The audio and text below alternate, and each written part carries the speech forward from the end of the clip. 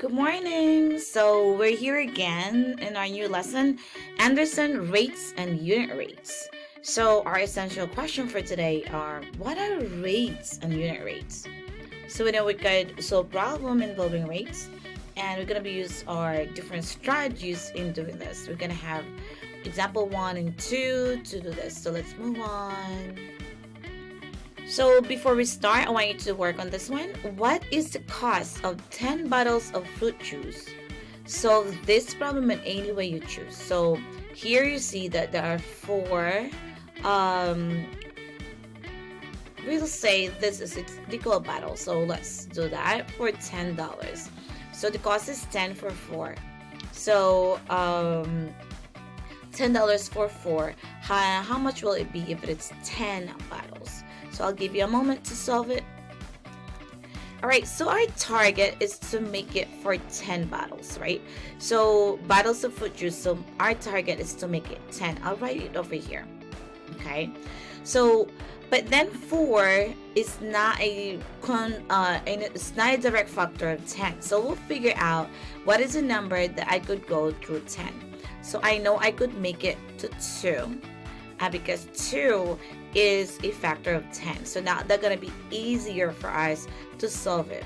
But then what did I do to 4 to make it 2? So I divided by 2, correct? So now 4 divided by 2 is 2. So therefore, I also going to do this. I divide this by 2, and then we were able to make it 5. So now we know that 2 is a direct factor of 10. So what will I multiply to 2 to make it 10? So we also know that we could multiply it to 5. Right? When you scale up, you multiply. When you scale down, you divide. So therefore, this, I also going to have to multiply it to 5 because it has to be equal all the time. The term numerator and the first term will be the same as the second term if you multiply with the same number. So it means we're not changing the value. So 5 times 5 gives us the value of 25. So it means if you are going to buy 10, it's gonna cost you 25. Since when you buy 4, it costs you $10. All right. So let's move on to our unit rate lesson. So we'll see how we could do this. Of this question during the lesson. A rate is a special type of ratio that compares quantities with unlike units of measure. If the race car continues to travel at the same rate, how long will it take it to travel 25 kilometers? What does 10 kilometers in 3 minutes mean? What ratio can you write to describe the speed of the race car? 10 kilometers in 3 minutes means it takes 3 minutes for the race car to travel 10 kilometers. You can write the ratio as 10 kilometers over 3 minutes. Why is this type of ratio called a rate? This type of ratio is called a rate because the units of measure of the two terms are different. Here is one way. Use a ratio table to find rates equivalent to 10 kilometers over 3 minutes. How do you know that the rates shown in the table are equivalent? Remember what we had Each of the terms in the table previously that we multiply 5. What do you multiply to 5 to make it 10? So you multiplied 5 up 2. Also, what do you multiply to 1.5 to make it 3? But before that, we started with 10 and 3. So you could always scale up or scale down. Remember, when you scale down, you divide.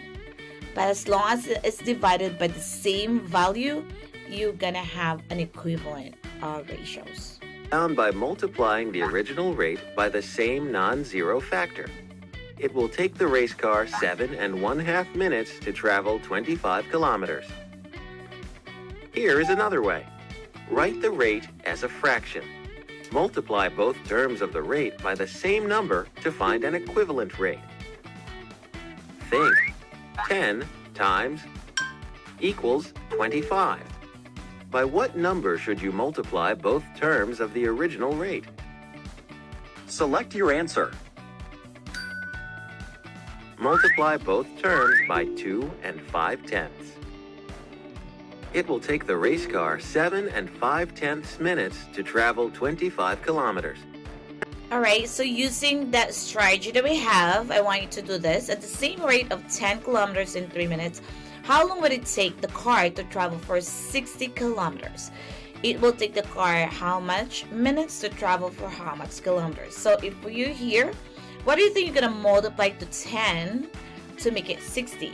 Then what you multiply to 3, that will give you your minutes. So in that case, we could always say, oh, I know that we could multiply 10 by 6 to make it 60. So therefore, I'm going to multiply this by 6 to keep the fraction or ratio equal at all times. So your answer is 18 minutes. You could also make it in your diagram. So I want you to convince me, so I'll draw a number line. He says that the car traveled 35 kilometers 10.5 minutes. Critic starts reasoning. If he is correct, I'll give you a minute to think. Here's another example that we could work on. Harvest Market sells a crate of Fuji apples for $12. What is the two different unit rates that could represent the situation? Remember, the unit rate is 1, like over 1. Okay, work on it. Alright, so here's the situation 1. Find the unit rate in pounds per dollar. So it means you're looking for how much is $1. How many pounds will it be? So 15 pounds for $12. So what will I divide 12 to make it 1? So we know that we could divide it 12, divide by 12 to get you $1. So we'll do the same. 15 pounds divided by 12 to give you $1.25. I mean 1.25 pounds. So therefore, we could say the unit rate of pounds per dollar is at 125. I'm saying that pounds per dollar. So let's go in the other way of doing this. Okay, like this time we'll look at it and how much is it per pound, not per dollar. Let's look. Here at this point, find the unit rate in dollars per pound. So we could create two scenarios for a problem. So it depends on what is being asked. So this one is $1 per pound. So we put the pounds in the denominator. So now we have 12 over 15. So we know that we need to make that denominator to be 1. So what will I do with 15 to make it 1? So divide it by 15. So also we could do $12 divided by 15. That gives us 80 cents. So therefore, the unit rate that we could create in this one is in dollars per pound is 80 cents per pound. Right? This one is per pound. The previous one is per dollar. Alright, so here is something for you. A recipe of scrambled eggs uses 2 tablespoons of milk for every 3 eggs. What are the 2 unit rates that you could represent this recipe? So you could do it on your own like the way we did. So I'll go around and check your work, okay? Here's another example that we have. A unit rate is a rate in which the comparison is to 1 unit. So how far the family travel in 8 hours if they maintain the same rate of speed? So here's the problem. A family bicycles 25 miles in 5 hours. But we know that 8 hours is not a direct factor of 5, correct? The 8 is not there. So what we're going to do is find first how much is the unit rate. How much is 1 hour? Then with that, we could figure out how much will be for 8 hours. So let's look at an example. So as I said, we need to find how much is 1 hour first because we're looking for how much is 8 hours, correct? So find the unit rate in miles per hour first. So we know that that is over 5.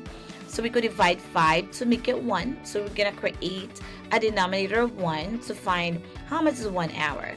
If we know how much is 1 hour, it's easy for us to know how much is the next hour, second hour, third hour. In this case, we need to know how much is in 8 hours. So in this case, we have 5 miles in 1 hour. So now you know how much is 8 hours, correct? Okay, so let's check. Since we know how much is 1 hour, it's easy for us to know how much is 8. So that is always the step that I want you to do. Find how much is in one to make how much is in next. So 5 hours for 5 miles for 1 hour. So now we multiply 1 by 8. So we could also multiply 5 by 8. So both terms should be multiplied with the same value.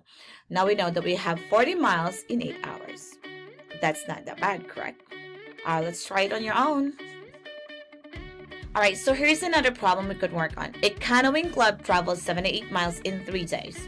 How far could they travel in 5 days if they maintain the same speed? So we're looking for days. So we know the denominator that we're going to have is days. Make this as 1. So we divide both by 3 and then we multiply both by 5. Both terms. Good luck. I'll go around and check your work. Alright guys, to have more practice, so open your book on page 286 and let's work on this one. And I would like you this time to work with your partner or your team group in the table. So you could work as a team for this one. So I would like to do your self-assessment. How far did you learn today? And if you need more assistance, if you need more help, I just want you to take some little notes on this one, check off.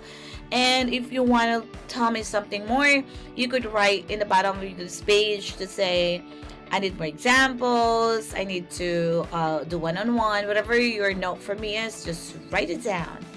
And until next lesson, guys, enjoy your day.